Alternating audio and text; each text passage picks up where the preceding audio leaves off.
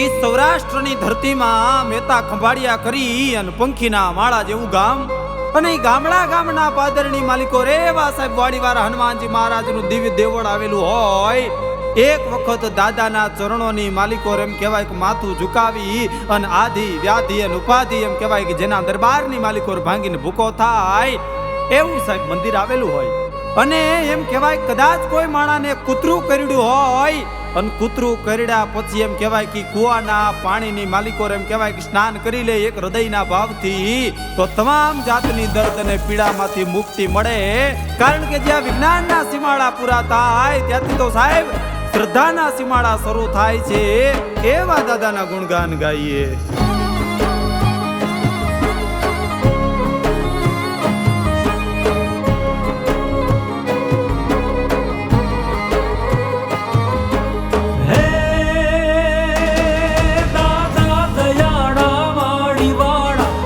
ખંભાળિયાની my છે, કુવામાં પ્રગટી પર ચાપી પથ્થરમાં પૂજાય છે.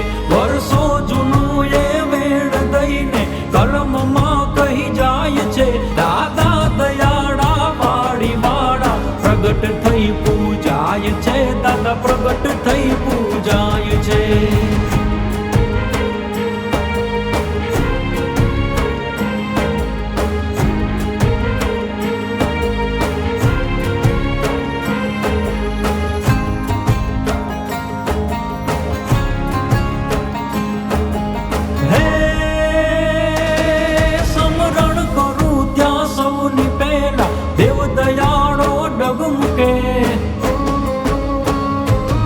વારે ચડે ઈ વખત સમય એથી એને જગ ઝુકે. પલવારમાં એ દુઃખ હરતા હરતા માનવ સૌ સુખે. દાદા દયાળા વાડી વાળા પ્રગટ થઈ પૂજાય છે. દાદા પ્રગટ થઈ પૂજાય છે.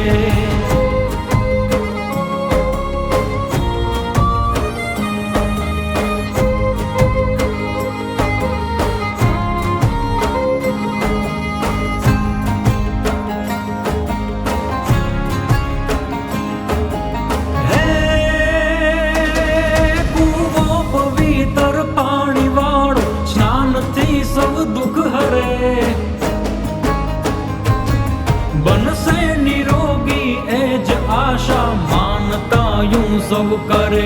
આ હડાહડ કળયુગમાં હનુમાનને સુખડી ધરે. દાદા દયાળા વાડી વાળા પ્રગટ થઈ પૂજાય છે. દાદા પ્રગટ થઈ પૂજાય છે.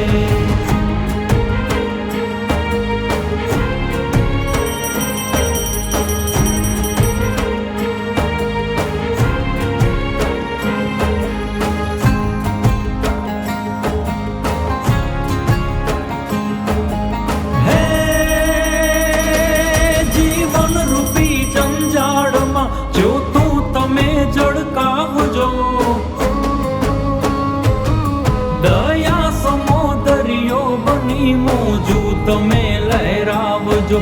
કહે વિષુચારણ વાડી વાળા વાલને વરસાવજો.